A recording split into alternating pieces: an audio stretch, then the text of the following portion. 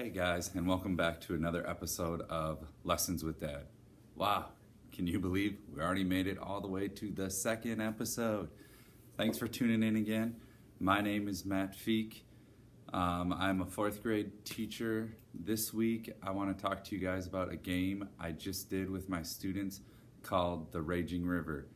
My theme for my year-long game is the Oregon Trail, and in this fun review game that I had students do, they had to answer some review questions to try to help their families cross the river safely.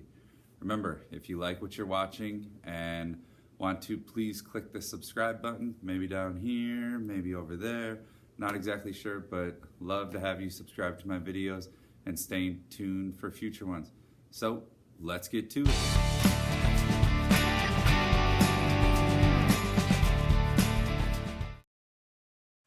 This week's game was the Raging River. When students would walk into my room, this is what they would experience.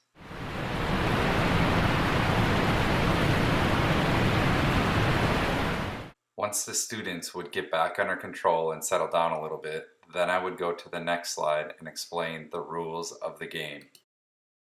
Since the theme of my game is the Oregon Trail, I give them a brief narrative setting up the situation and the circumstances that their family is facing and the urgency they need to cross the river in order to keep moving westward.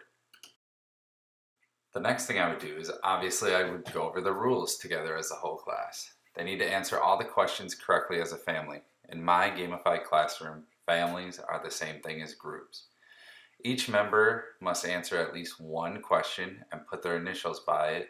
That is my way of incorporating everybody into this activity and making sure every person on a family does their part. Each correct answer is worth 25 XPs. Each family has 3 lifelines, and I just would write those up on the board or have a student write them up on the board with their family name under it. If they answer a question incorrectly, they lose a lifeline and 20 XPs. If they lose all lifelines, wah wah, their family did not make it safely across the river. Here is the example sheet that I used for this activity. One of my fears in doing this activity was that students would rush through and try to get it completed as fast as they could and be the first team to turn it in, when there were no real bonus points for being the first team to turn it in, when in fact I had kind of complete opposite reaction from I had each family, I think, turn it in once and lose a lifeline because they did not get all the questions correct. And then they actually ended up running out of time, where I planned maybe a half hour for this activity and it took all the families more than 45 minutes, and I actually had to cut off their time and cut it short because it was the end of our math class and we had to go. So I just assigned points based off of how many questions they had right, and we went from there. One of the things I love about gamifying my classroom is the engagement and the amount of activity that I have seen from students compared to previous years.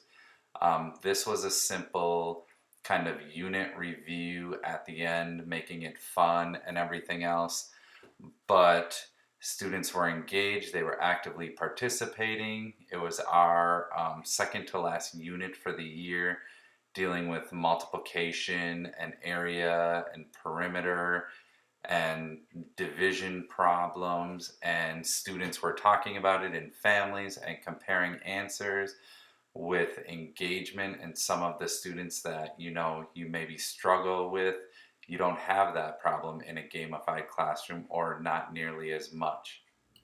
Well, that wraps up another episode of Lessons with Dad. I hope you guys enjoyed the video. I would love any questions, comments, feedback, as I'm just trying to get started in this vlogging journey. Please remember, if you enjoy what you're watching, learn anything, please click the subscribe button, share, tweet, like, whatever it is you do. Would love to just get it out there to help other teachers or educators or anybody else that could use some gamification. All right, thank you for tuning in. Keep it real. Stay tuned for future episodes.